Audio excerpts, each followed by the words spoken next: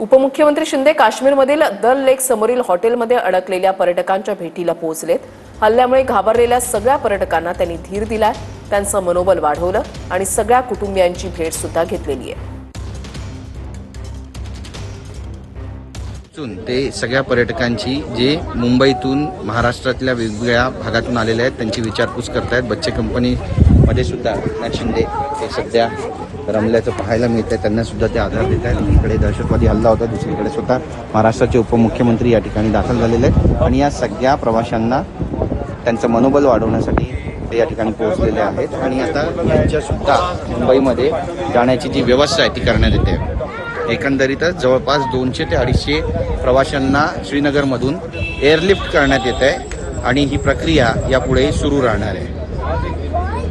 Camera person Yogesh Girish Gaikwad, TV9 Marathi, Srinagar, Kashmir.